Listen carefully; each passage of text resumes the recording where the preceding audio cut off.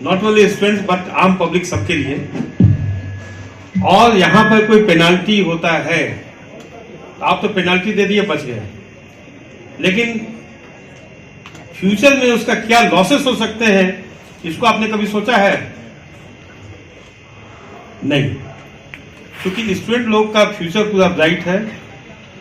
कल हो सकता है आप यूके जाएं, यूएसए जाएं, ऑस्ट्रेलिया जाएं, कहीं भी जाएं, अगर ट्रैफिक लॉ के वायलेशन में आप एक्यूज बन के पेनाल्टी दिए हैं तो वीजा के कॉलम में एक कॉलम रहता है कि क्या आपने कभी ट्रैफिक लॉ का वायलेशन किया है, हाँ या ना, गलत तो नहीं बोलिएगा, ऑनलाइन सब मिल जाता है। अगर किए हैं वीजा कैन बी डिनाइड। ये लॉस को समझने की कोशिश कीजिए आप लोग, सिर्फ इंडिया में जाने के लिए नहीं, इंडिया से बाहर जाने के लिए कल जा सकते हैं। लॉ प्रैक्टिशनर है, कल यूएसए में प्रैक्टिस करना बहुत आसान है इंडियन के लिए, 6 महीने का कोर्स कर लीजिए, यूएसए में प्रैक्टिस कीजिए, यूके में प्रैक्टिस कीजिए। अब तो बाहर के विदेश के वकीलों को भी इंडिया में अलाउ हो रहा है।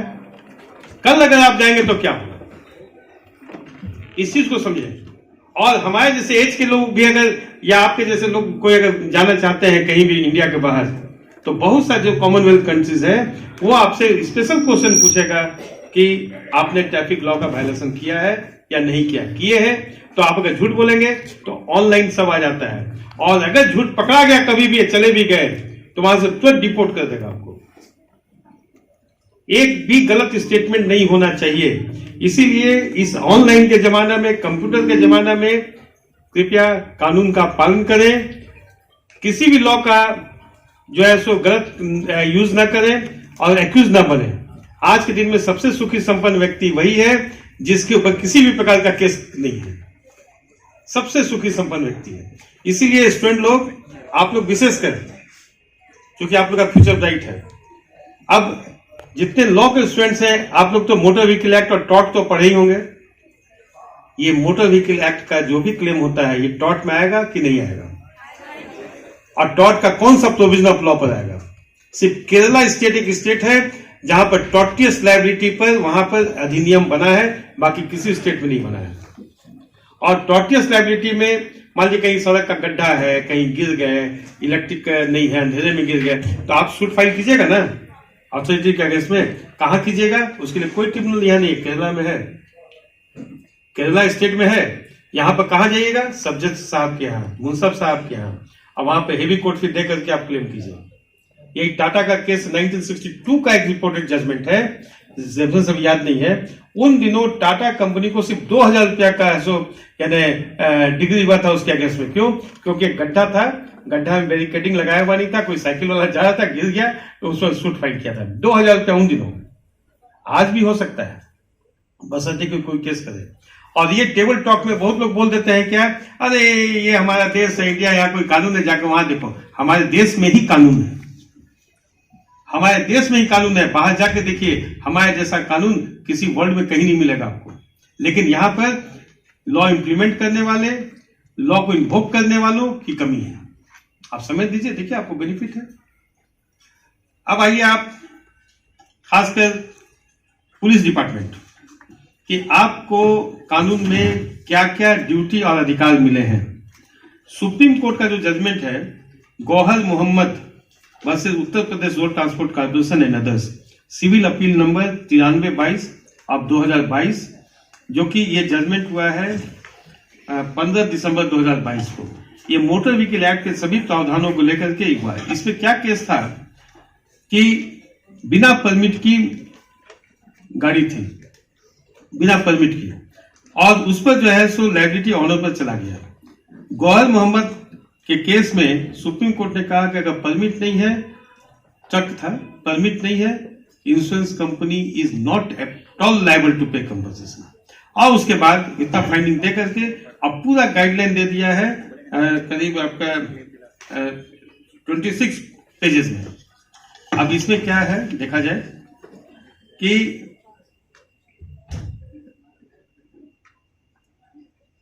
Receiving the intimation regarding road accident, अब हिंदी में मैं बोल रहा हूं कि अगर ऐसा कोई रोड एक्सीडेंट की सूचना मिलती है पब्लिक प्लेस में, तो station house office SHO concern immediate action लेंगे, section 159 motor vehicle amendment act कहता है।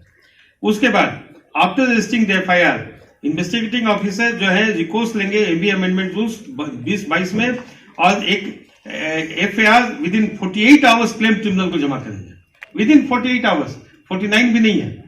और जो है डिटेल एक्सीडेंट रिपोर्ट, ये जो है विद इन टाइम जो प्रेस्क्राइब किया गया उसके अंतर्गत में आपको देना है, मैंडेटरी देना है। उसके बाद रजिस्टरिंग ऑफिसर जो है उनके ड्यूटी बाउंड है कि रजिस्ट्रेशन ऑफ द व्हीकल को वेरीफाई करके देना पुलिस वाले को, driving licence, fitness vehicle permit और अदर एंसिलरी इश्यूज को। अब फिटनेस क्या है, 2022 में एक अमेंडमेंट आया है सेंट्रल गवर्नमेंट का सेंट्रल मोटर व्हीकल रूल्स में कि 8 साल तक की जितनी भी कॉमर्शियल व्हीकल होगी उसका फिटनेस 2 साल का होगा, और 8 साल से पुरानी गाड़ियों का 1 साल का फिटनेस होगा। पहले क्या था कि 1 साल 6 महीना इस तरह का होता था, अभी क्या हो गया है कि 2 साल 1 साल, 8 साल प्लस 8 साल पुरानी गाड़ियों का। उसके बाद इसका जो फ्लो चार्ट बनेगा सभी डॉक्यूमेंट का, और इसमें जो है इन्वेस्टिगेटिंग ऑफिसर जो है विक्टिम को सूचना देंगे कि विक्टिम के या डेथ हो गया तो उनके लीगल रिप्रेजेंटेटिव को, ड्राइवर के बारे, ऑनर के बारे, इंश्योरेंस कंपनी के बारे कि ये जो है सो ये व्हीकल का ये इंश्योरेंस है, एमएससीडी को तो रिपोर्ट देंगे ही, विक्टिम के परिवार वालों को भी आपको रिपोर्ट देना है, मैंडेटरी है। और आप जब विटनेस का समय आएगा तो आपका भी ड्यूटी बनता है कि विटनेसेस को प्रोड्यूस करें, जिस तरह से क्रिमिनल कोर्ट में जो आपका ड्यूटी बनता है विटनेस प्रोड्यूस करने का, उसी तरह से वहां भी करें अगर जरूरत समझा गया तो। उसके बाद क्लेम ट्रिब्यूनल नहीं तो शोकॉज कर सकती है, बहुत सारे उसमें पावर है। और ये जो है ऑर्डर्स जो है registrar general of the different high court को सर्कुलेट किया गया है, और उसमें जो है ये रजिस्ट्रार जनरल साहब का ड्यूटी है कि chief secretary administrator of all states union territories of implementation and to carry out the purpose of Motor Vehicle Amendment Act and the rules made thereafter। ये जो है सो हर जगह सर्कुलेट हुआ है, सभी जिला में सभी अथॉरिटीज को सर्कुलेट हुआ है ये जजमेंट। अगर आपके पास 15 दिसंबर का है, हो सकता है कि ट्रांजिट में कुछ टाइम लगे या कुछ हो, लेकिन आप देख लीजिए ये जो है आपका ऐसा हो चुका है। अगर नहीं हुआ है तो इसकी कॉपी मैं प्रिंसिपल डिस्ट्रिक्ट जज साहब के यहाँ भी मैं दे रहा हूँ, आप सर के पास भी आया ही होगा, अगर आया है तो वहां से भी आप लोग कलेक्ट कर सकते हैं। अच्छा, अब आइए बात, ये तो हो गया, इसमें कोई क्वेश्चन है कोई भी पुलिस ऑफिसर को? एनी क्वेश्चन कि इसमें क्या आपका करना है नहीं करना है? अब आप कह सकते हैं कि परमिट नहीं है तो आप गाड़ी मालिक को तो नोटिस दे सकते हैं ना। ड्राइवर का पता नहीं है तो मोटर व्हीकल एक्ट में एक प्रोविजन है कि ड्राइवर का भाग गया तो it is the duty of the owner of the vehicle to disclose the name of the driver की कौन गाड़ी चला रहा था, और ये आप नोटिस देकर के गाड़ी मालिक से पूछिए, और गाड़ी मालिक का तो एड्रेस तो मिल जाएगा आपको, ऑनलाइन मिल जाता है, आपका बहुत सिस्टम है। जब मोबाइल का जब है सो लोकेशन आप ट्रैक कर लेते हैं छोटा सा मोबाइल का, तो व्हीकल का ऑनरशिप ट्रैक नहीं कर पाइएगा, बहुत आसान है। तो उसको भी जो है सो उसको नोटिस दे करके बुलाया जा सकता, नहीं होगा तो उसको भी अरेस्ट करने का प्रोविजन है, आपको डिटेन करने का, तब तक जब तक वो डिस्क्लोज नहीं करता है। कोई तो गाड़ी चला रहा है, उसका रिमोट कंट्रोल तो गाड़ी चल नहीं रही है, इसीलिए उस पर जो है सो आपका बहुत बड़ा ड्यूटी बनता है। अच्छा, अब आइए गाड़ी का जो चेकिंग आप लोग करते हैं उस पर क्या क्या आप लोग से मिस करता है वो मैं बता रहा हूं। गाड़ियों का बहुत सा प्रकार है, 2 व्हीलर है, मिनिमम थर्ड पार्टी तो होना ही चाहिए, है ना। 2 व्हीलर है, 4 चक्का वाला है, ट्रक है, हैजार्डस गुड्स है, आपका जो कंक्रीट मिक्सर वाला जो प्लांट होता है जो ट्रक के ऊपर चलता है वो है, रिग मशीन जो ड्रिल करने वाला होता है वो है। अब देखिए जो मैशनरी वाला जो है, जो कंक्रीट वाला प्लांट है, आप अगर थॉरोली चेक कीजिए तो उस व्हीकल का इंश्योरेंस नहीं कराता है। लोग क्या कराता है, उस मैशनरी पार्ट का कराता है, और मैशनरी पार्ट में नीचे लिखा होता है कि इस व्हीकल में अटैच्ड है। इट डज नॉट मीन कि मोटर व्हीकल का जो है सो उसमें इंश्योरेंस, उस मशीनरी पार्ट का इंश्योरेंस है, बहुत महीन फर्क है। अगर उस गाड़ी से एक्सीडेंट हो जाएगा तो इंश्योरेंस कंपनी कैंसिल कि हमने तो गाड़ी का इंश्योरेंस ही नहीं किया है, थर्ड पार्टी का हमने प्रीमियम लिया ही नहीं है, तो हम कैसे पेमेंट करेंगे, ऐसा डिस्प्यूट हुआ है। तो वैसी स्थिति में you can book that vehicle कि ऐसा आपका तो इंश्योरेंस नहीं, आपका तो मैसनरी पार्ट है। आप देखिएगा उसमें मोटर यानी मैसनरी एंड पेरिल पॉलिसी लिखा होगा, ऊपर में जो हेडलाइन होगा मोटर पॉलिसी नहीं होगा लिखा होगा, इसको तो टाइप कीजिए। दूसरी चीज, नागालैंड की गाड़ी एनएल नंबर आपका सरायकेला में जमशेदपुर में भरा हुआ है। कोई व्हीकल नागालैंड का रजिस्ट्रेशन ऑफिशियली जाकर नहीं कराता है, क्योंकि जितनी लंबी गाड़ियां होती हैं नागालैंड जा ही नहीं सकता है कोहिमा, और जितना एड्रेस है कोहिमा का सब जाली एड्रेस है, असली एड्रेस यहां का है। आप देखिएगा उस टाइप की गाड़ी अगर मिलती है तो देखिएगा इंश्योरेंस पॉलिसी में लोकल एड्रेस है जमशेदपुर का या आपका सरायकेला का या चाईबासा कहीं का हो पॉलिसी में, और ऑनर बुक में है सो कोहिमा नागालैंड का एड्रेस है, उसी से आप पकड़ लीजिए कि भाई 2 एड्रेस क्यों है तुम्हारा। अगर एड्रेस चेंज करता है ऑनर बुक में तो that is also an offence under the provisions of motor vehicle act. मेरा बात आप क्लियर समझ रहे हैं ना। अगर ऐसो आपका, फिर से मैं कह रहा हूं, पॉलिसी में यहां का एड्रेस है और ऑनर बुक में कोहिमा का एड्रेस है, तो हम तो एज ए वकील ऐसो हम तो दोनों को पार्टी बनाएंगे, दोनों एड्रेस देंगे। कोहिमा का एड्रेस पूरा होगा ही नहीं, नोटिस मिलेगा ही नहीं, वापस आ जाएगा। यहां का एड्रेस में जो है फिर पब्लिकेशन कराइए, जो कराइए, इंश्योरेंस कंपनी कहेगा कि भाई ये तो गलत है, तो लिटिगेशन बढ़ेगा ना। इसलिए कराता है कि वहां टैक्स एग्जेम्पशन है, बिना गए हो जाता है। वहां जितना नागालैंड अगर आप जाए कभी बाई रोड, तो जितनी लंबी गाड़ियां जो है ना यहाँ पर जो चलती है 32 चक्का 40 चक्का, वो वहां जा ही नहीं सकता है। जब जा ही नहीं सकता तो वहां लोकल एमबीआई फिटनेस कैसे किया, ये समस्या है। दूसरा चीज और कि हर स्टेट का मोटर व्हीकल रूल्स अलग अलग है। झारखंड का अलग है, बिहार का अलग है, कश्मीर का अलग है, केरल का अलग है, तमिलनाडु का अलग है। तो होता क्या है कि जैसे टूरिस्ट बस जो आती है ऑल इंडिया परमिट की या ये, तो उसमें बहुतों को ये पता नहीं रहता कैसे भाई ऑल इंडिया का बस कैसे परमिट दे दिया, मिलता है। इसलिए time to time refresher course भी पुलिस ऑफिसर्स को होना चाहिए, जिसमें कि दूसरे स्टेट का भी जो है लॉ की जानकारी उनको हो, ताकि ऐसा कहीं भी कंफ्यूजन ना हो। ये मेरा सुझाव अपना है। और इसमें जो है अगर कोई दिक्कत है तो आपके पास गवर्नमेंट प्लीडर है, आपके ट्रांसपोर्ट कमिश्नर है, आप तो ऑनलाइन कुछ भी बात कर सकते हैं, इंक्वायरी कर सकते हैं, आपका रूल्स में आप उसको जांच कर सकते हैं।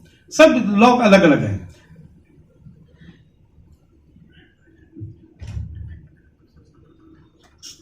अच्छा, हाँ, बहुत अच्छा क्वेश्चन इनका। अब एफआईआर होता है 279/304A, डेथ हो गया।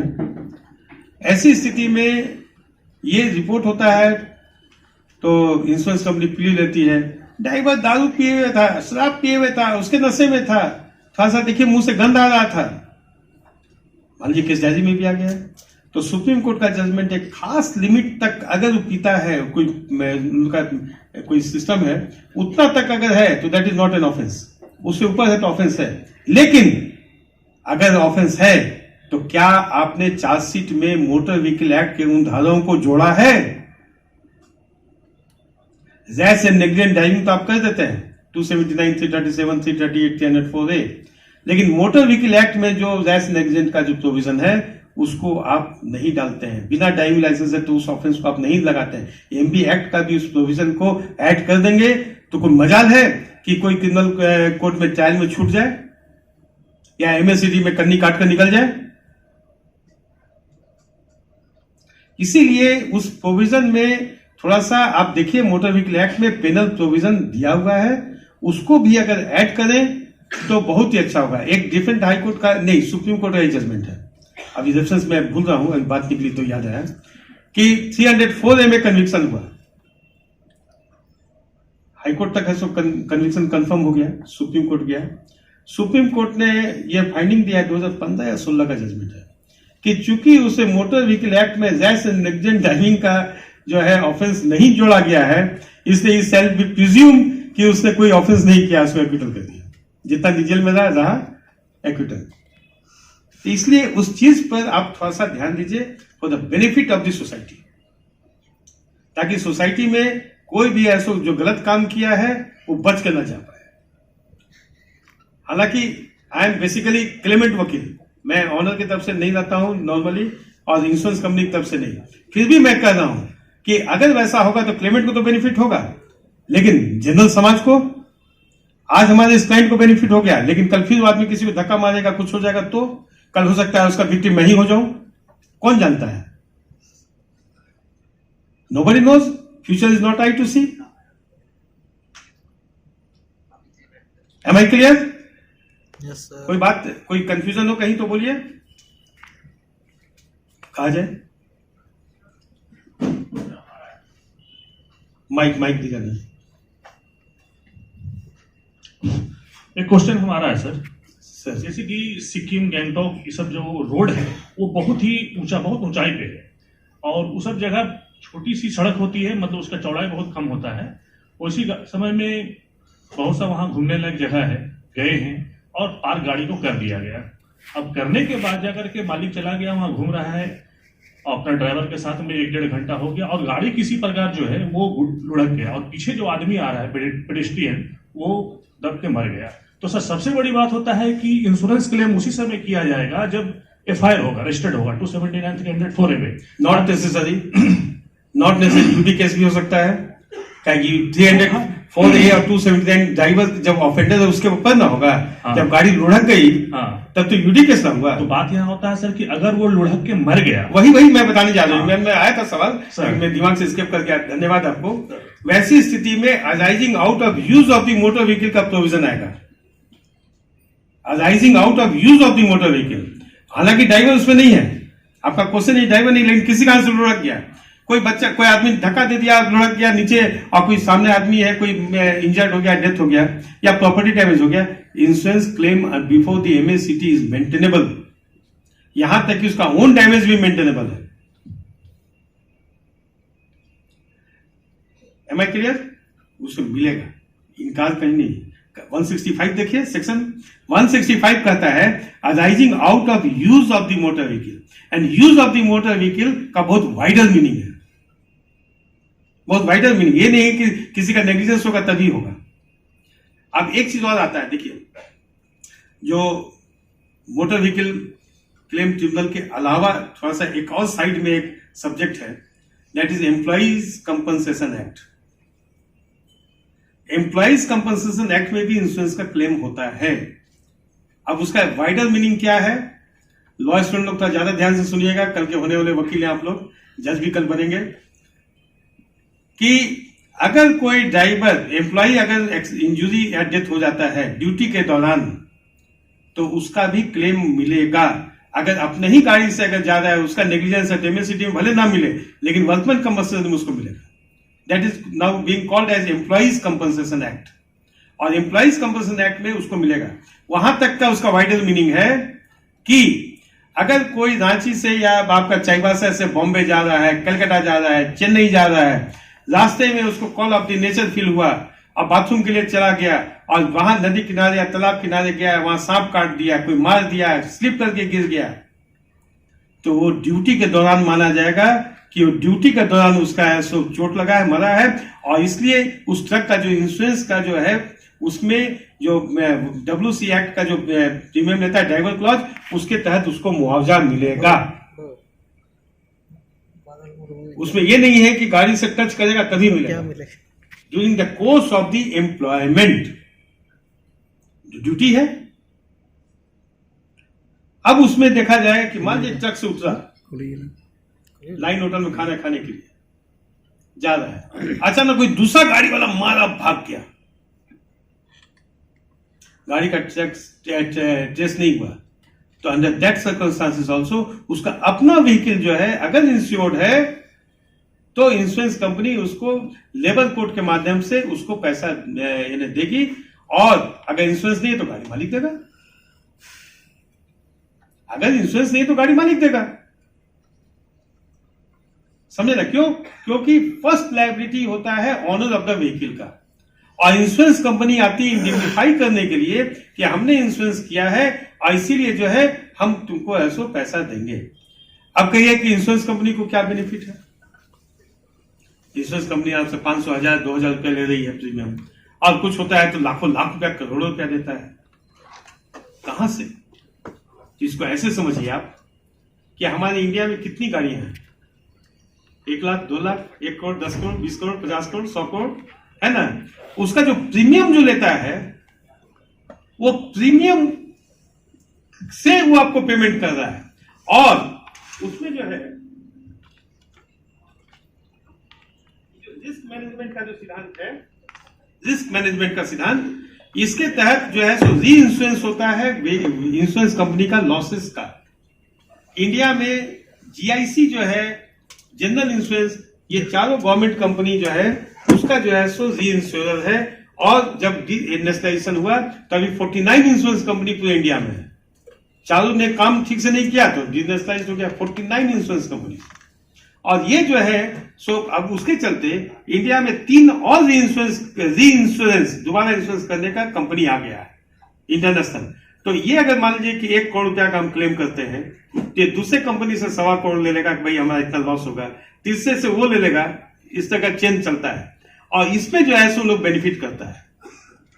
इंश्योरेंस कंपनी गवर्नमेंट का 1 पैसा भी नहीं है, बल्कि इसमें जो है जो इंश्योरेंस कंपनी को जो बेनिफिट होता है, प्रॉफिट होता है, उसका जो शेयर्स जो है उसका जो है ना डिविडेंड और वगैरह गवर्नमेंट ऑफ इंडिया को लोग देता है। ये कहना है कि इसमें पब्लिक मनी है, सरकार का लॉस है, सरकार का 1 पैसा भी इसमें इन्वॉल्व नहीं है, हमारा आपका प्रीमियम का पैसा है।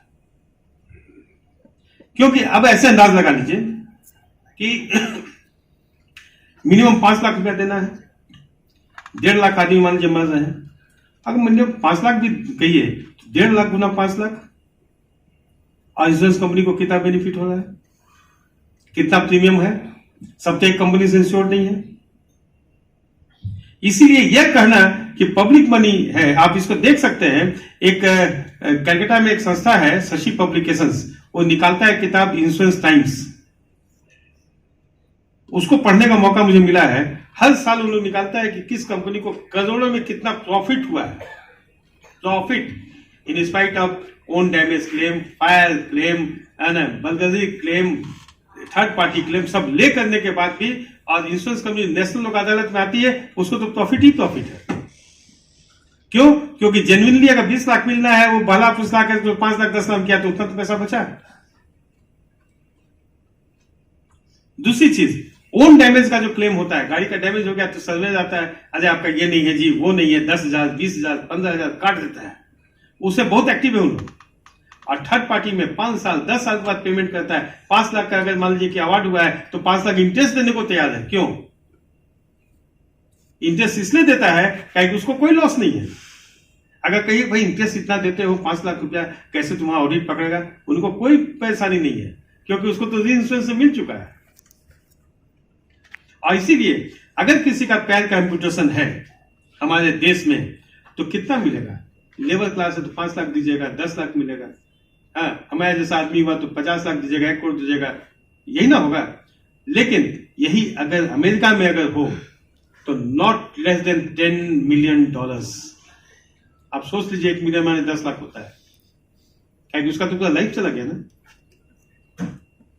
तो उस हिसाब से विदेश की जो कंपनियां आ रही हैं इंडिया में, उसको तो प्रॉफिट ही प्रॉफिट है। इसलिए इंश्योरेंस कंपनी कहता है सर ये पब्लिक मनी है, कहां इतना दे दीजिएगा, ये सब गलत है, ये घड़ियाल की आंसू है। दूसरी चीज, स्टूडेंट लोगों के लिए एक रिस्क मैनेजमेंट पर भी risk management association of India भी है। हालांकि मैं इसका मेंबर नहीं हूं, लेकिन मैं इसको पढ़ा हूं तो लगता है कि जिसको इंश्योरेंस रिलेटेड अगर बेनिफिट अगर लेना हो तो रिस्क मैनेजमेंट में आप लोग क्लासेस ले सकते हैं। इसका क्लासेस होता है। और जो एमबीए करने के लिए इच्छुक हैं तो जनरल जो एमबीए करते हैं लोग मार्केटिंग में, तो इसमें ह्यूमन रिसोर्सेज में, बीमा सेक्टर इंश्योरेंस में भी एक अलग एमबीए होता है। उस एमबीए को करने का कोशिश करें अगर आप इंटरेस्टेड है बीमा में। तो बीमा एक ऐसा सब्जेक्ट है जो कि जिसका पूरे वर्ल्ड में इसका इंपैक्ट है। पूरे वर्ल्ड में कहीं भी आप एम्प्लॉयमेंट ले सकते हैं। और अगर आप ऐसो कॉर्पोरेट वर्ल्ड में जाना चाहते हैं तो बीमा से बढ़कर के दूसरा लुक्रेटिव जॉब कहीं दूसरे कंपनी में नहीं है। बैंकिंग से भी ज्यादा बीमा का है। इसको अगर आप लोग स्टडी कीजिएगा, नेट तो अवेलेबल है ना, पूरा वर्ल्ड की लाइब्रेरी आपके हाथ में है, उसका बेनिफिट लीजिए। बात समझ है ना? अच्छा, इस पर कोई क्वेश्चन किसी का? क्वेश्चन भी होते जाए तो ज्यादा अच्छा रहेगा।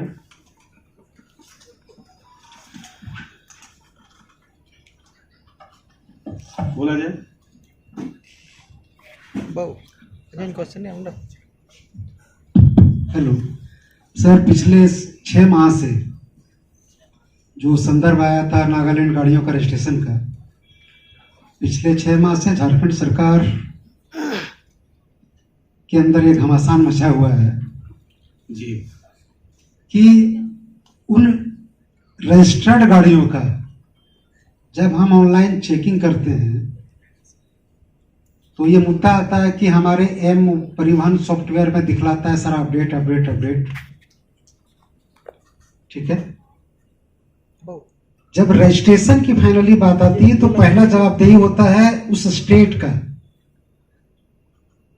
और उस स्टेट में रजिस्ट्रेशन करवाने के लिए अगर वहां को बासिंदा है, वहां को उद्यमी है तो सही, नहीं तो अंडर सेक्शन 40 ये प्रूव करता है कि हम वहां किसी न किसी तरह से किसी के यहां रह करके व्यवसाय कर रहे हैं, रजिस्ट्रेशन करवा लेता है। सभी लोग समझ रहे हैं कि रजिस्ट्रेशन क्यों करवा रहा है। रजिस्ट्रेशन करवाने के पीछे का मूल उद्देश्य होता है कि वहां अगर 10,000 का टैक्सेशन है, ત્યાં 40,000 का है। जी आज के तिथि में अगर हम जेएमबी एक्ट के तहत में धारा 14 धारा 28 के तहत फाइन करते हैं, एक गाड़ी का कैलकुलेशन मिनिमम 20 लाख से 30 लाख जाता है, चूंकि डेट ऑफ रजिस्ट्रेशन से कैलकुलेशन करते हैं, और वैसे में जितनी की गाड़ियां नहीं उससे ज्यादा का जी टैक्सेशन आ रहा है। झारखंड हाईकोर्ट में ये केस अभी लंबित है और 3 जिला DTO Koderma, DTO Hazaribagh, MBI Khunti के अगेंस्ट में ये फाइल किया गया और 3 जगह पे ज्यादा केसेस है। मेरा संदर्भ सिर्फ ये है कि उस तरह के गाड़ियों का state government versus state government plus वो जो जिनका वाहन है, तीनों में से अगर सबसे ज्यादा परेशान है तो वो वाहन मालिक है, क्योंकि किसी न किसी छोटे लाभ के चलते बड़ा घाटा झारखंड सरकार को कर चुका है। आपने जो कहा सर कि उसके इंश्योरेंस के पेपर में रियली वो यहाँ का एड्रेस होता है, सरायकेला का होता है, टाटा का होता है, हजारीबाग का होता है, धनबाद का होता है जी, लेकिन उसको हकीकत में कम बेनिफिट हमारे सरकार को हो रहा है, हमारे को लॉस हो रहा है। आज किस परिस्थिति में इस एक्ट के तहत में हम लाभ ले सके सर? देखिए, इसमें ऐसा है कि मैटर हाईकोर्ट में सब जुडिस है, तो उस पर तो हम कोई कमेंट्री नहीं करेंगे क्योंकि मैटर सब जुडिस है। लेकिन एक सवाल ये उठता है कि जितने भी वाहनों का रजिस्ट्रेशन होता है उसका एक स्टेट रजिस्टर बनता है, ये तो आपको पता ही है। और स्टेट रजिस्टर जो साल में बनता है वो सेंट्रल गवर्नमेंट का जो है उसमें भी जाता है। मुझे नहीं पता है कि झारखंड से सेंट्रल गवर्नमेंट का जो है वहां पर उसका पूरा मैंने डाटा जा रहा है कि नहीं। और अगर ऐसा सवाल है तो सेंट्रल मिनिस्टर है, हमारे एमपीज हैं, हमारे पॉलिटिकल पार्टीज के लोग, वे लोग पार्लियामेंट में क्वेश्चन क्यों नहीं उठाते हैं? वहां उठाना चाहिए, लॉ तो होना चाहिए कि अगर नागालैंड का रजिस्ट्रेशन है, यहाँ आया है तो आप रजिस्ट्रेशन डेट से पेनाल्टी कर रहे हैं। अगर वो केरल जा रहा है तो वहां अलग ऐसे होगा, कर्नाटक का अलग होगा, आंध्र प्रदेश का अलग होगा, तो गाड़ी नहीं चलाएगा। भारत का नागरिक है ना है, इसीलिए एक यूनिफॉर्म लॉ होना चाहिए ऑल ओवर इंडिया के लिए। जैसे 1992-93 का मुझे याद है कि उसमें पता नहीं कौन चीफ मिनिस्टर थे बिहार के, उसमें बिहार था, उसमें आप याद कीजिए कि जितने भी टाटा की जो चेचिसेस होती थी, या तो बिलासपुर से लोग लेकर के आता था या गोवा दामन दीव से लेकर आता था। क्यों? तो 20,000 से 25,000 रुपया का टैक्स बचता था। उस समय के दिन चीफ मिनिस्टर ने जब देखा कि भाई क्या बात है, यहाँ पर गाड़ी सेल नहीं हो रहा है तो हमको ऐसा क्या बेनिफिट मिलेगा, यहाँ बिहार को तो लॉस हो रहा है, तो देखा क्या कि मध्य प्रदेश उसमें था, छत्तीसगढ़ नहीं था, तो वहां 4% टैक्स था, यहाँ पर 12% था, तो घटा के 4% कर दिए। तो 4% का जो बेनिफिट स्टेट को हो रहा है, बिलासपुर में जो है सो पूरा एकदम सुनसान हो गया। गोवा दामन द्वीप से ट्रक लेकर आता था, जैसे खत्म हो गया। तो एक यूनिफॉर्मिटी होना चाहिए। आप यहाँ पर झारखंड में मैक्सिमम टैक्स इंपोज कीजिएगा, है ना, बिहार में ज्यादा मैक्सिमम टैक्स इंपोज कीजिएगा, तब इसमें क्या होगा, कंफ्लिक्ट ना होगा।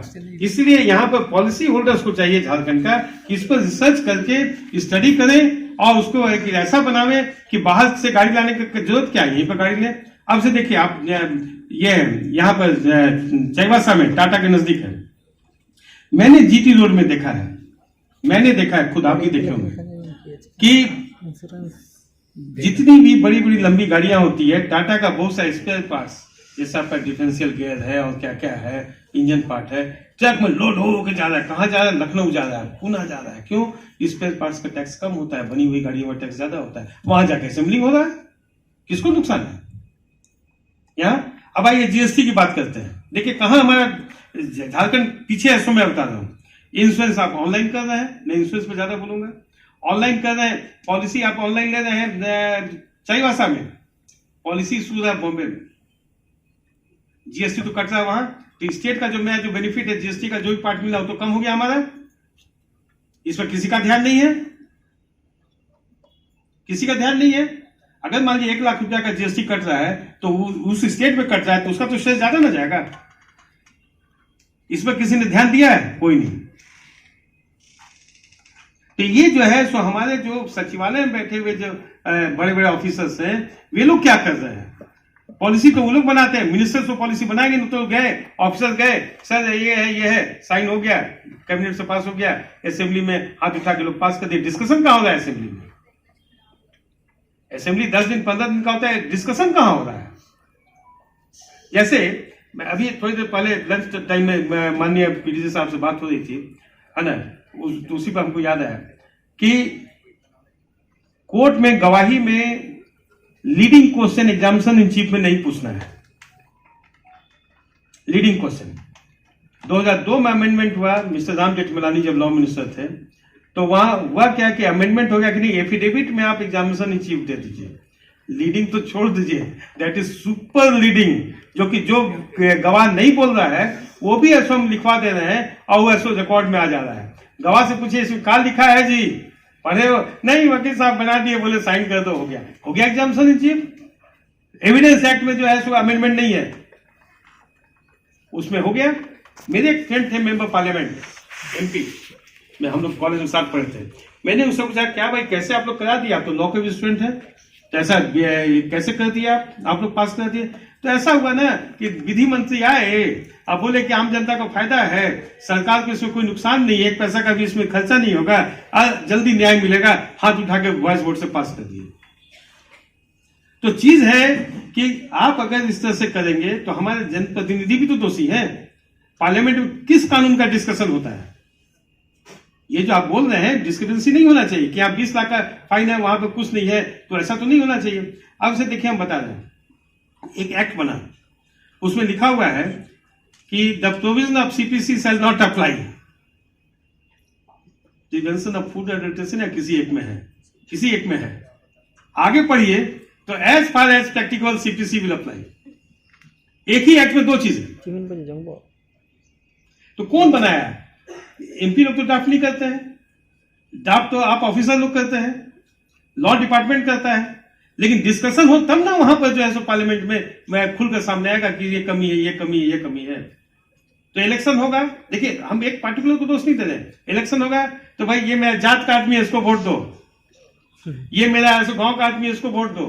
पढ़े लिखे लोग वोट देने नहीं जाएंगे, रिगिंग होगा, बोकस वोटिंग होगा, जीत के चला जाएगा। हाँ, और उसके बाद फिर पार्लियामेंट में क्या लॉ बन रहा है? इसलिए सम्मिलित रूप से हम सभी लोग दोषी हैं, अकेले नहीं। इसलिए पूरा समाज का जो सिस्टम है उस सिस्टम को बदलना होगा, क्योंकि पढ़ाई लिखाई में कमी है। मोरल साइंस की पढ़ाई खत्म हो गई, नीति शास्त्र की पढ़ाई खत्म हो गई। क्या हमारा ड्यूटी है इसको लोग नहीं जान रहे हैं, फंडामेंटल ड्यूटी को लोग नहीं समझ रहे, खाली राइट की बात करते हैं। तो ये जो आपका जो क्वेश्चन है बहुत इंपॉर्टेंट क्वेश्चन है, ये आना चाहिए डिस्कशन में कि आप 20 लाख फाइन कीजिएगा, उसका 15 लाख गाड़ी का दाम है, तो गाड़ी छोड़ाएगा कि गाड़ी छोड़ के भागेगा? नागालैंड का एक किस्सा मैं बता रहा हूं कि एक आदमी आया मेरे पास, बोला कि वकील साहब ऐसा है ना कि किसी का ड्राइविंग लाइसेंस नहीं है, क्लेम कैसे ना नागालैंड में खर्चा कीजिए ना, बैक डेट में बन जाएगा। हमने कैसे भाई, कैसे बनेगा? बोला नहीं, वहां पर कॉलम छोड़ा रहता है कंप्यूटर में, वहां का स्टाफ लोग पैसा ले लेगा।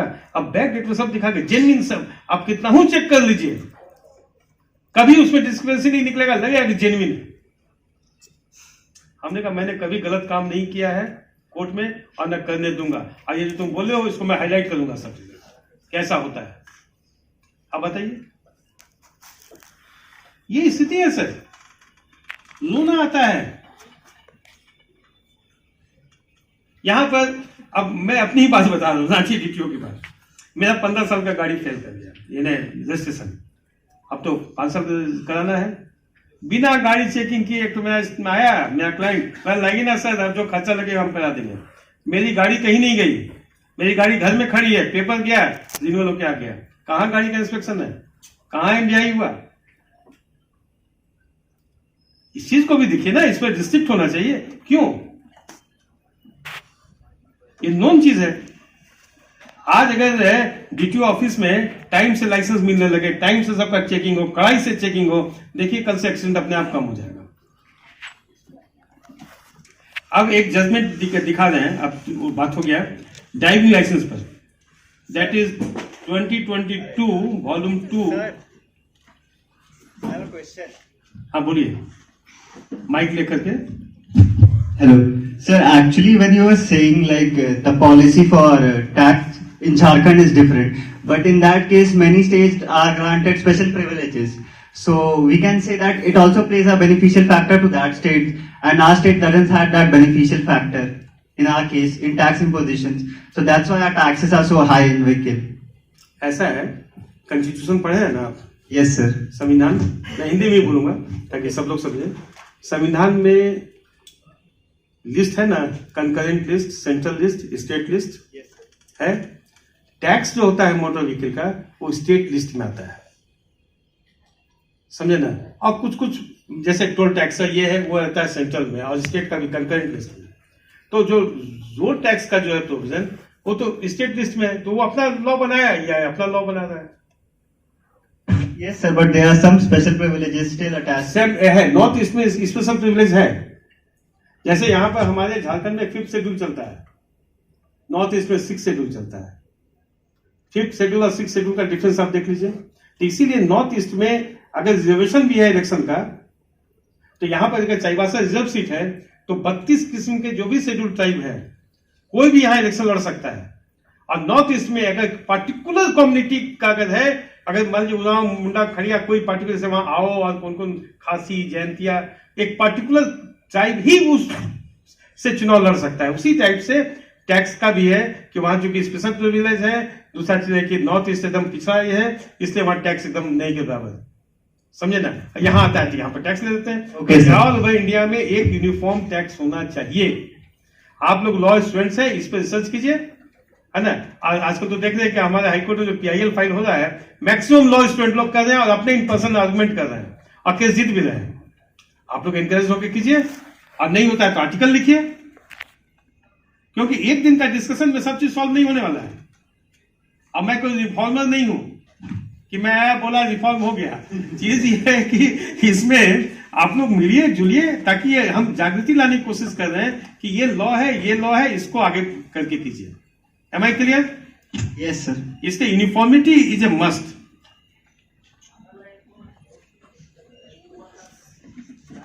जब माइक दीजिए ना।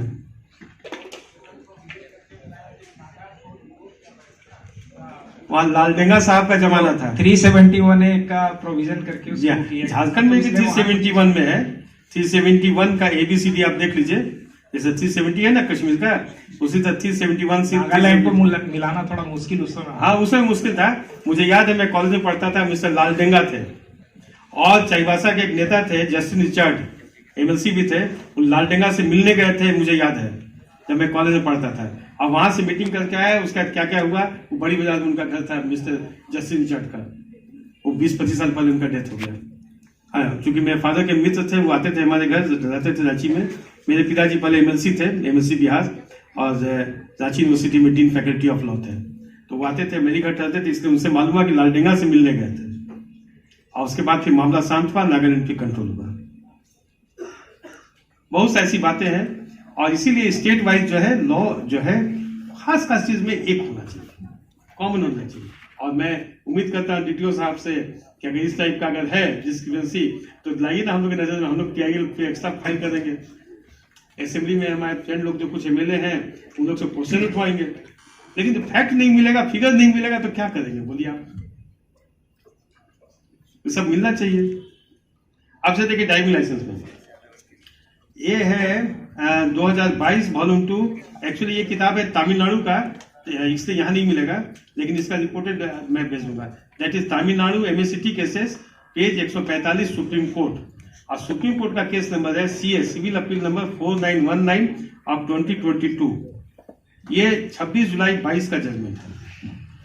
ऋषि Pal Singh versus, I repeat, Rishi Pal Singh versus New India Assurance Company Limited. इसमें क्या है कि ड्राइवर एम्प्लॉयड हुआ by the owner after driving test found to be satisfactory. गाड़ी मालिक ने उसका टेस्ट लिया, गाड़ी चला सकते हो कि नहीं, और सेटिस्फैक्ट्री हुआ और वो जो है सो पास कर गया।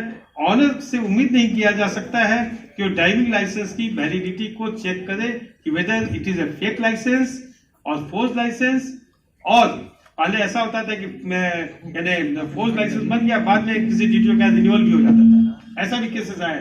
तो वैसी स्थिति में जो है सो क्या होगा, क्योंकि पहले क्या था कि अगर 98 का जजमेंट है कि अगर फोर्स ड्राइविंग लाइसेंस है, अब बाद में सब्सिक्वेंटली गलत एड्रेस दे करके दूसरे जिला में यानी रिन्यूअल करा लिया, जो होता था कि 30 दिन का नोटिस हुआ, नहीं हुआ तो डिम्ड किया, पास हो गया, होता था।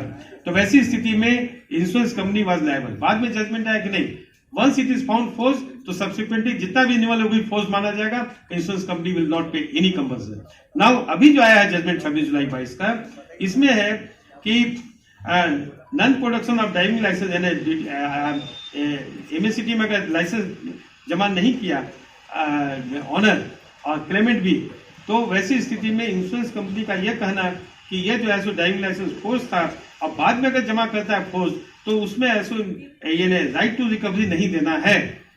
Therefore, even in part of statement is not correct, same wholly inconsequential. Once owner satisfied that driver is competent to driver, owner cannot be expected to verify genuineness of driving license. Impugned order giving liberty to insurer to recover from the owner is set aside. इसलिए अभी जो स्वर्ण सिंह का भी judgement है, स्वर्ण सिंह का जो 2002 या 3 का जजमेंट है, उसमें भी यही है कि मोटर एक्सीडेंट क्लेम ट्रिब्यूनल में अगर ड्राइवर का लाइसेंस नहीं है तो ये देखना है पॉलिसी के टर्म्स के मुताबिक कि whether he is disqualified to hold such licence और not. It may be violation under motor vehicle act. Motor vehicle act के अंदर वायलेशन हो सकता है, उसको चलान हो सकता है कि बिना ड्राइविंग लाइसेंस का चला जाओ या फेक लाइसेंस है। लेकिन एट द सेम टाइम अगर एमएससीटी कोर्ट में अगर आता है और एमएससीटी कोर्ट में वो केस आता है तो इंश्योरेंस का पॉलिसी में एक कंडीशन है कि गाड़ी कौन चला सकता है, उसमें लिखा रहता है provided that the driver is having effective driving licence और अथवा is not disqualified to hold such licence.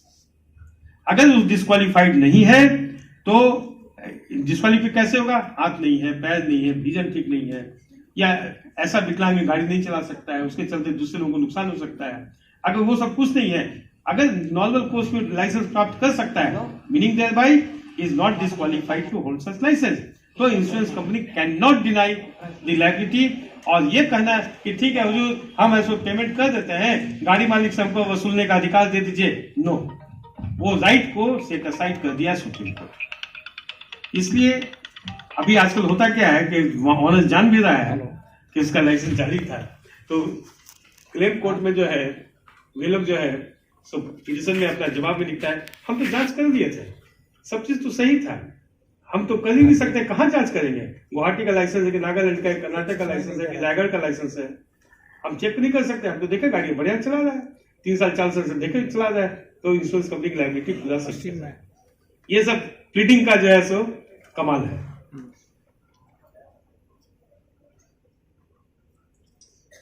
आप लोग का लाइसेंस है ना जी, आप लोग का स्टूडेंट लोग कि बिना लाइसेंस के चला रहे हैं आप लोग? हाँ देख लीजिएगा, विद गेयर विदाउट गेयर। 18 साल से नीचे विथ नीचे विदाउट गियर, 18 साल के ऊपर विद गियर। और दूसरी चीज और सुन लीजिए, एक चीज चेतावनी के साथ कि 4 चक्के का अगर लाइसेंस है light motor vehicle, it does not mean कि आपको 2 व्हीलर का भी लाइसेंस है। 2 व्हीलर का अलग लाइसेंस मिलता है, 4 चक्के का अलग मिलता है। एक मिनट, एक स्टूडेंट का पहले। सपोज कि अगर मैं जी एक साथ नहीं अप्लाई करवाता है, जो है ना जो जानकार एक साथ अप्लाई करता है। अलग अलग करेगा तो ड्यूटी साहब बताएंगे, अलग अलग भी तो होता है। हाँ, थोड़ा सा टैक्स फीस बढ़ जाता है।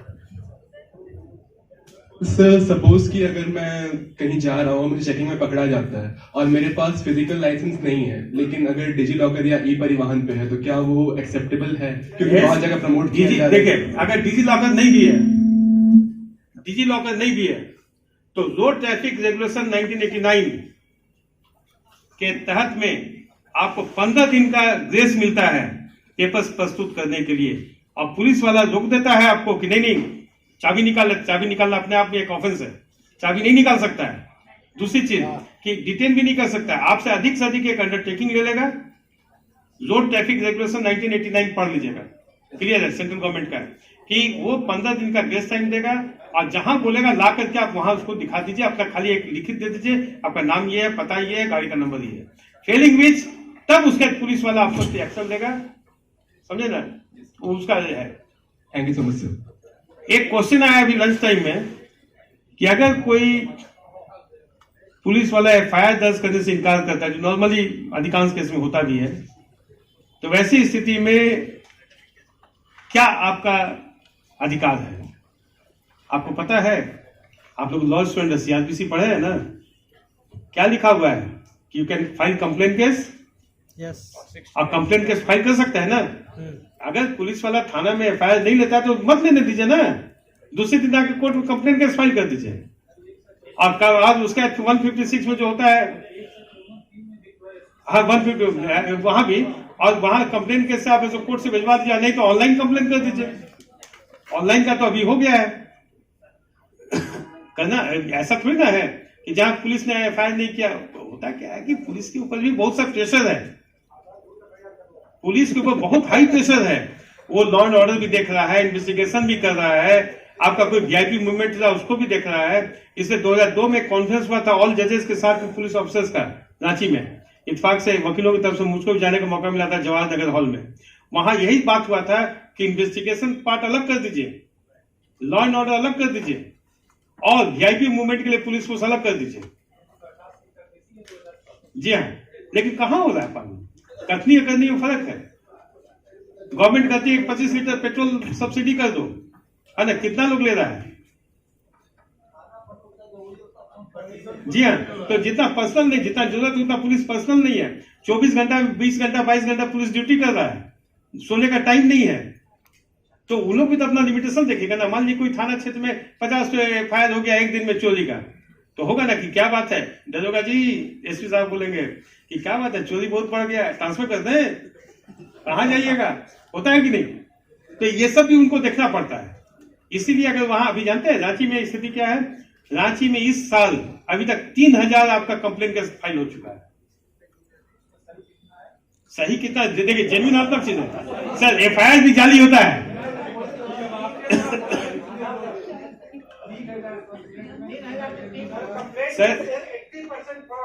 सर 80%। और एफआईआर में तो आपको नहीं जानना करने वाला है, उसमें 30 to 40% वही फ्रॉड होता है, दोनों साइड से है।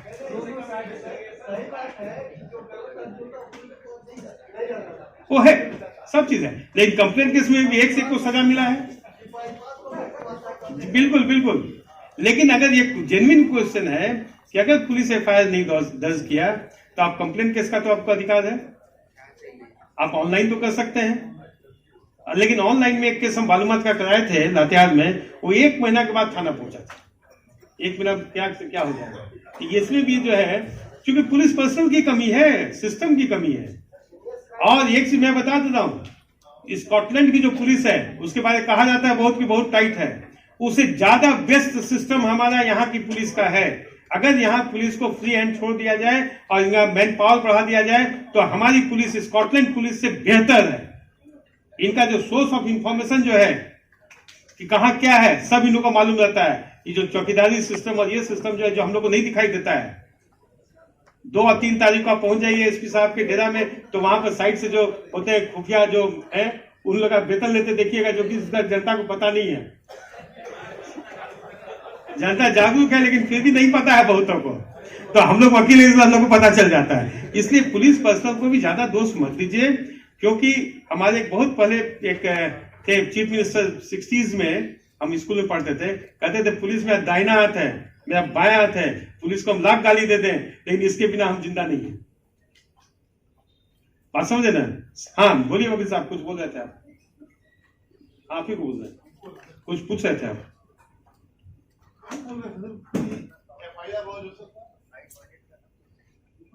नहीं माइक बोल ही दिया सर ना कि अगर पुलिस कंप्लेन लॉज नहीं करती है तो एफआईआर कर दिया जाए, हम सब दे दिया सर। हाँ। तो वही मैं बोलना चाह रहा था, तो आपको बोल ही दिया। मोटर व्हीकल में आपका जो भी 4 चक्का से चलने वाला है सब गाड़ी आएगा, एवन शॉवेल, रोड रोलर, ट्रैक्टर वाला नहीं, खेती वाला नहीं, जो बड़ा बड़ा जो होता है ना फैक्ट्री वाला, वो आपका जो शॉवेल है। मोटर बाइक तो है ही मोटर व्हीकल, ई रिक्शा भी है। अच्छा यहाँ पर क्या है कि चोरी का मोटरसाइकिल चोरी कर लिया सर, चोरी का ऐसे स्कूटर चोरी कर लिया और उसको रिक्शा में लगा दिया, वो भी तो मोटर व्हीकल है, उसको तो कोई नहीं पकड़ता है।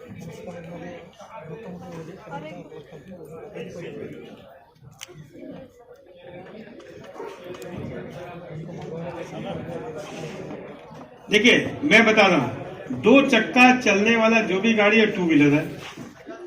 और आइए लाइट मोटर व्हीकल, तो लाइट मोटर व्हीकल का परिभाषा समय समय पर बदला है। जैसे 1994 के पहले लाइट मोटर व्हीकल मतलब जिसका अनलैडेन वेट 5000 ULW, ऑनर बुक में देखिएगा ULW 5000 किलोग्राम तक है, वो लाइट मोटर व्हीकल है। और उसके ऊपर का जितना है सब हेवी।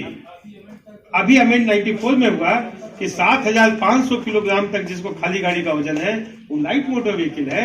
और जी उसका जो है ना ये इलेक्ट्रिक वाला में उसका कुछ रूल बना है, वो रूल अभी एक्ट में नहीं है लेकिन रूल में है।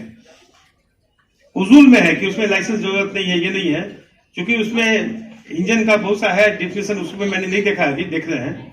लेकिन जो जनरल बात बता रहे हैं कि 7500 किलोग्राम से लेकर 12000 किलोग्राम तक का जो व्हीकल है वो मीडियम मोटर व्हीकल होगा, और 12001 से ऊपर जो होगा वो हेवी मोटर व्हीकल। अब एक क्वेश्चन आता है, ईटा बालू का ट्रक है 6 चक्का वाला, ईटा बालू लोड है, वो light motor vehicle, heavy motor vehicle.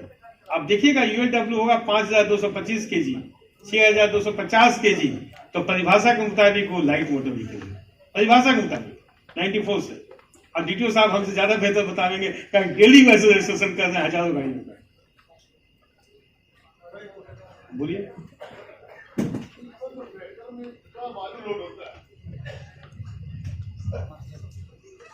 ये जो ट्रैक्टर चल रहा है हमारे झारखंड में सर, और इसमें देख रहे हैं वो खेती के लिए नहीं यूज हो रहा सर, वो 99% जो है बालू और ईटा लोड हो रहा है और उससे मैक्सिमम एक्सीडेंट हो रहा है सर। अब उस पर मैं बता रहा हूं, ट्रैक्टर एक अलग आइडेंटिटी है, उसमें इंजन है, उसका रजिस्ट्रेशन अलग होगा। और टेलर जो है जो पीछे है उसमें इंजन तो नहीं है, उसका भी रजिस्ट्रेशन होता है, समझे ना, उसका भी रजिस्ट्रेशन होता है। DTO साहब के इसको हम ही करेंगे। दूसरी चीज और कि उसका भी अलग से इंश्योरेंस होता है, और आपका इंजन पार्ट तो है ही। अब आप कहते हैं ईटा बालू ढो रहा है, खेती बाड़ी यूज नहीं, हाउ कैन यू से? अगर हम आपके अगेंस्ट में अगर आर्गुमेंट करें, कहेंगे कि क्या खेती बाड़ी में कुआं का मेड़ लगाने के लिए, नाली बनाने के लिए ईटा बालू का जरूरत नहीं है? खेती का ना पार्ट हुआ, खेती के लिए हम स्टोर बना रहे हैं, ईटा बालू ले जा रहे हैं, कर सकता है ना, भले झूठ बोले, कर तो सकता है। कोई चोरी करता है तो बोलता है हम चोरी किए हैं, जब 4 डंडा मिलता है तब बोलता है हाँ सर हम चोरी किए, फलना जगह छिपा है, समझे ना। तो वैसी स्थिति में आपको बाई एविडेंस प्रूफ करना होगा कि वो खेती बाड़ी के लिए जा रहा है क्या नहीं जा रहा है। और इंश्योरेंस में एग्रीकल्चरल यूज लिखता है, कॉमर्शियल यूज लिखता है, लेकिन अगर इंश्योरेंस कंपनी कहती है कि कॉमर्शियल यूज कर रहा है तो उसको बाई कॉग्निटिव एविडेंस उसको प्रूफ करना होगा कि ऐसो ये खेती बाड़ी के लिए नहीं था, ये ऐसो कॉमर्शियल यूज के लिए ले जाता था। कॉमर्शियल यूज क्या है भाई, कहां से खरीदा, किसको बेचने जा रहा था, सब एविडेंस लाना होगा ना, beyond all this never doubt. इसलिए ये कहना सिंपल की खेती। अब यही बात इंश्योरेंस क्लेम में एक बात और आती है कंज्यूमर केस का। कंज्यूमर केस के लिए एक चीज और बता दें आप लोग को, एक हिदायत में देना चाहूंगा कि जब भी इंश्योरेंस का आप रिन्यूअल करें, नया साल का नया जो पॉलिसी रिन्यूअल, तो अगर आप नो क्लेम बोनस के इंटाइटल्ड हैं तो उस नो क्लेम बोनस को लीजिए। अगर पिछले साल आप क्लेम ले चुके हैं तो उसको छिपाइए मत, उसको छिपाइए मत, कहिए कि मैंने पिछले साल क्लेम लिया। अगर इंश्योरेंस कंपनी बदल भी देते हैं, नहीं तो कल क्लेम हो जाएगा तो नई इंश्योरेंस कंपनी आपको कहेगी कि आपने पिछले साल क्लेम लिया है और नो क्लेम बोनस का बेनिफिट लिया है, तो हम आपको क्लेम नहीं देंगे, आपका क्लेम रिपुडिएट कर देंगे। दे में से दूसरी चीज और जो बहुत अहम चीज मैं बताने जा रहा हूं, खासकर पुलिस डिपार्टमेंट को और स्टूडेंट लोगों को, कि स्टूडेंट लोग तो अभी कमाते नहीं है, डैडी का पैसा है, मोटरसाइकिल ले लिए, 2-4 साल हुआ है, हाँ, कह रहे अब तो नया मॉडल आ गया, इसको एक्सचेंज करके ले आते हैं दूसरे कंपनी से। एक्सचेंज में गए, 25-50 हजार रुपया का डिफरेंस दिए, मोटरसाइकिल पुराना दिया और नया मोटरसाइकिल ले आया। हो सकता है ना, हो ही रहा है। यहां कहां गलती है, इसको मैं बता रहा हूं। यहां गलती यह है कि जो कंपनी जो आपसे जो व्हीकल ले रही है एक्सचेंज में, आपको फॉर्म 29 और का जो पार्ट होता है उसमें आपका कोई सिग्नेचर नहीं करा रहा है। और डीटीओ साहब बैठे हुए, इनसे पूछ लीजिए कि बेचने वाला और खरीदने वाला उसको भी डिजिटल साइन करने के लिए जाना पड़ता है ना सर। तो वैसी स्थिति में सिर्फ एक 4 लाइन का कागज लिख दिया, 2 लाइन लिख दिया कि एक्सचेंज में गाड़ी लिया, और कल अगर उस गाड़ी से एक्सीडेंट हो गया, किसी को बेच दिया बिना रजिस्ट्रेशन ट्रांसफर का, और गाड़ी का इंश्योरेंस भी फेल हो गया है, या उसके गाड़ी से गोली बंदूक निकल गया, गांजा अफीम निकल गया है, तो कौन पकड़ाएगा? The registered owner of the vehicle, न कि परचेजर। आपके नाम से गाड़ी चल रही है, 2-4 साल के बाद अगर एक्सीडेंट हो गया, कहीं पर फाइन का होगा, तो आपके पास वारंट ऑफ अरेस्ट आएगा। कहीं किसी को ठोक दिया, कोई मर गया, घायल हो गया, तो ऐसी स्थिति में जो है सो इंश्योरेंस तो है नहीं, वो तो दूसरा चला रहा है गाड़ी, कंपनी वाला तो अपना पैसा कमा लिया। You are liable to pay compensation. इसलिए एक्सचेंज करने के जगह तभी कीजिए जब तक डीटीओ साहब के ऑफिस में आपका फॉर्म एंट्री नहीं हो जाता है, तब तक गाड़ी हैंड ओवर कृपया न करें, और नहीं तो लेने के देने पड़ जाएंगे, जिसको शुद्ध देहाती भाषा में बोलते हैं कि घर का कपड़ा बिक जाएगा। बात समझे? कभी इस तरह का गलत ना करें। एक्सचेंज में गाड़ी ना ले तो तभी गाड़ी हैंड ओवर करें जब पेपर्स में सब फॉर्म एंट्री हो करके आपका जो है सो डीटीओ साहब के ऑफिस में वहां जमा हो गया है। और नो क्लेम बोनस का बेनिफिट मैं बता रहा हूं आपको। व्हीकल में नो क्लेम बोनस 5 साल 7 साल से आप कोई क्लेम नहीं लिए हैं, you are entitle for no claim bonus. ठीक है, 60% तक मिलता है प्रीमियम में डिस्काउंट। आप उस गाड़ी को सेल कर रहे हैं, सेल कर दीजिए, हैंड ओवर कर दीजिए, सब डीटीओ में ट्रांसफर हो गया। उस नो क्लेम बोनस का क्या होगा? जो 60% आपको बेनिफिट मिल चुका है, वो नो क्लेम बोनस आप नई गाड़ी जो लेंगे उसमें आपको बेनिफिट मिल जाएगा। आपको सिंपल एक लेटर देना है कि देखिए हम अपना गाड़ी सेल कर चुके हैं, ये ट्रांसफर का ये डॉक्यूमेंट है जो कि नया मालिक के पास चला गया है, और अगर 20,000 का प्रीमियम है 60% आपको उसमें छूट मिलेगा। और वो नो क्लेम बोनस आप 3 साल तक रिटेन करके रख सकते हैं। 3 साल तक इंश्योरेंस कंपनी वेट करेगा। इसको लोग नहीं जानते, जो जानते हैं बेनिफिट लेते हैं। बोलिए कौन कौन अपना गाड़ी बेचे हैं, नो क्लेम बोनस का फायदा नहीं लिए? बहुत लोग होंगे। इसलिए इस चीज को देखिए, यहां पर क्या है कि ignorance of law is no excuse. Ignorance of law is no excuse. ये कि हम कानून नहीं जानते हैं, नहीं। एवं आप बेगर भी हैं, गांव के खेतिहर भी हैं, तो आप इंडिया का सब कानून आपको जानना है, प्रिजम्पशन है। लेकिन आप तो स्टूडेंट हैं, पढ़े लिखे हैं, आप कम से कम इतना छोटी चीज तो जानिए। जैसे मोबाइल, रास्ता चलते किसी को मत दीजिए 1 मिनट के लिए, चेन में मत दीजिए, क्योंकि कोई मैसेज कर दिया कि सुबह का सूरज नहीं देखोगे, इतना पैसा दो, वो तो चला गया, आपको मोबाइल वापस कर दिया, पुलिस तो आपको पकड़ेगी कि भाई तुम्हारे मोबाइल से गया है। और कितना पकड़ाया है लोग कि तुम क्यों ऐसा धमकी वाला दिए। उसी तरह से मोटर व्हीकल में है, it is very sensitive thing. मजा आता है चलाने में, लेकिन अगर नियम से चलाइएगा, आप फॉलो कीजिएगा स्ट्रिक्टली, तो आपको कभी कोई तकलीफ, कोई भी परेशानी नहीं होगी। और अपने किसी मित्र को ऐसा कोई गाड़ी मत दीजिए चलाने के लिए जिसके पास लाइसेंस नहीं है। बोलिए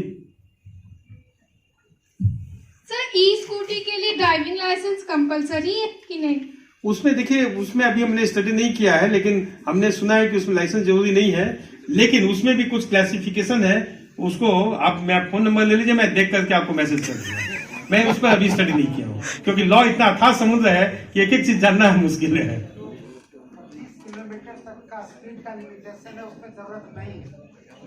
देखिए डीटीओ साहब बताएंगे, ही इज ऑथोरिटी। 25 किलोमीटर तक का जिस गाड़ी का स्पीड लिमिट है, उस तरह के इलेक्ट्रिक व्हीकल्स में लाइसेंस की आवश्यकता नहीं है। लेकिन जैसे सर कह रहे हैं कि किसी भी तरह के चीजों में, एक्सीडेंटल के कंडीशन में, आपको फिर इन सारे चीजों की आवश्यकता पड़ेगी। तो लाइसेंस लेने में क्या दिक्कत है? अगर मान लीजिए आप ई स्कूटी अभी चला रहे हैं, कल हो सकता है कि आपको बढ़िया गाड़ी मिल जाए, उससे ज्यादा स्पीड वाला, तो आप फिर नया लाइसेंस लेने के लिए महीना दौड़िएगा, क्यों नहीं परमानेंट लेगा? अच्छा, लाइसेंस कितना दिन के लिए मिलता है? आप 18 साल के हो गए तो आपका जिस दिन 40वां बर्थडे होगा उस दिन तक का लाइसेंस मिलेगा, 2-4 साल के लिए नहीं मिलेगा। दूसरा जो स्कूटी चलाने के लिए जैसा सरकार है, 16 साल से 18 साल तक विदाउट गियर का है, और 18 साल से ऊपर with gear, without gear plus 4 wheeler, उस सारी चीज के लिए एप्लीकेबल हो जाते हैं।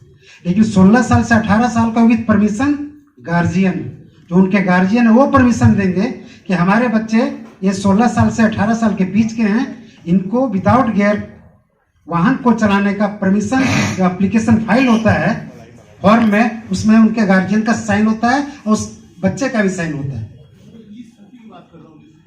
उसमें लिमिटेशन तो बोले जिसका कि 25 किलोमीटर से नीचे का स्पीड है, उस पर जरूरत नहीं है, नहीं चाहिए उसमें। 25 किलोमीटर तक का जो स्पीड लिमिट है, स्पीड लिमिट। लेकिन हाउ पुलिस वाला विल नो कि 25 किलोमीटर स्पीड है? सर 25 किलोमीटर का स्पीड है, पुलिस वाले कैसे जानेंगे? सर यही तो बात है कि ये बड़ी बड़ी कंपनियां जो प्रचार करती है कि मेरा मोटर व्हीकल इतना ही स्पीड लिमिट का है, लेकिन वास्तव में अगर चेक किया जाए उससे ज्यादा नजर आएगा। हकीकत ये है।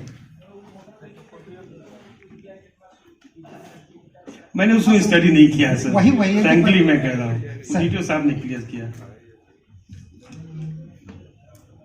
हमारा एक क्वेश्चन है सर, एक राम नाम का व्यक्ति है, रमेश नाम का व्यक्ति है सर, इधर बैठा है, व्हीकल को जो है वो उमेश को बेच दिया जी। रमेश नाम का व्यक्ति है और वो प्राइवेट कार है उसका, और वो खुद चलाता है, और उसने उमेश नाम का एक व्यक्ति को ट्रांसफर कर दिया और वो गाड़ी ट्रांसफर भी हो गई।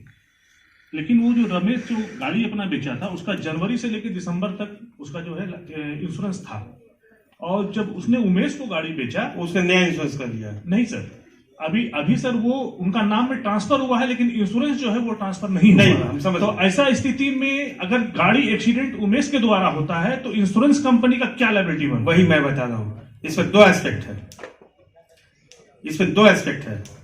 सेकेंड एस्पेक्ट यह है कि अगर दूसरा ने, उमेश ने भी इंश्योरेंस करा लिया है, तो 2 पर एक, अगर मान लीजिए for the sake of argument करा लिया है, तो उसका 2 इंश्योरेंस हो गया,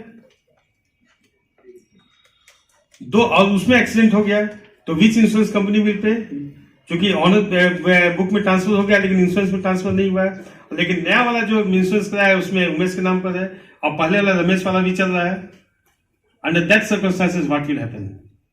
दूसरा चीज कि अगर ऐसो नाम ट्रांसफर हो गया है और आपका जो क्वेश्चन है कि इंश्योरेंस ऐसो नया नहीं बना है, वही पुराना नाम से ही चल रहा है, ट्रांसफर नहीं हुआ, यही ना? दोनों में बता दो। आपके प्रश्न में है कि 15 दिन के अंदर नाम को ट्रांसफर कराना है इंश्योरेंस कंपनी में, समझे ना? लेकिन अगर ट्रांसफर नहीं होता है तो it is deemed to be transferred, deemed to be transferred. और उसमें 2 सिचुएशन होगा। अगर उस गाड़ी से थर्ड पार्टी का क्लेम होता है तो पर से थर्ड पार्टी का क्लेम मेंटेनेबल होगा अगेंस्ट द इंश्योरेंस कंपनी, लेकिन उसका ओन डैमेज का क्लेम होगा तो उसमें इंश्योरेंस कंपनी सब स्टैंडर्ड करके 25% काट देगी। मतलब अगर 1 लाख का लॉस है तो 25,000 काट देगा कि आपका सब स्टैंडर्ड है। दूसरा सिचुएशन जो दोनों इंश्योरेंस है तो उसमें मुझको ही करने का मौका मिला था। हमारा हाईकोर्ट जो है रांची में, उसके सामने अम्बेडकर चौक है, वहां पर एक एक्सीडेंट हुआ था। इसमें फॉरेस्ट के 2 कर्मचारी लोग ऐसो मारे गए थे। कोई पैदल जा रहे थे, कोई गाड़ी वाला आया और गोल चक्कर जो है अम्बेडकर चौक का, उसी में एक साथ दोनों को धक्का मार दिया, दोनों मर गए। हुआ क्या था कि 1 महीना पहले वो गाड़ी परचेज किया था, उसका नाम ट्रांसफर हुआ था, हाँ, और जो पिछला वाला इंश्योरेंस तो है ही, और एक नया पॉलिसी भी ले लिया ताकि भाई 2 महीना के लिए हम क्यों रुके, ले लिया। चानो देवी वर्सेस न्यू इंडिया या है 2004 का रिपोर्टेड जजमेंट है टीएससी में। उसमें ऑनरेबल जस्टिस गुलशन शर्मा जी का डिवीजन बेंच का जजमेंट है कि कहीं भी रुकावट नहीं है कि किसी व्हीकल का 1 से ज्यादा पॉलिसी नहीं ले सकता है। एक व्हीकल का 1 या 2, 3, 4 हम ले सकते हैं, लेकिन in case of claim all insurance companies are equally proportionate रूप में लायबल होंगे। Am I clear sir?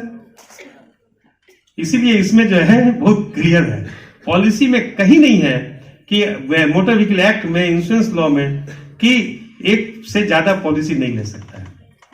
अब इसी पर एक बात हम बता रहे हैं, इसी पर हमको बात याद आया कि सपोज आपका एमएससीटी में केस चल रहा है तो इंश्योरेंस कंपनी कहती है अपने जवाब में, जो सर लोग को याद होगा, कि सर 64 VB का कंप्लायंस नहीं हुआ है, हमको कंप्लायंस होने दीजिए तभी ना हम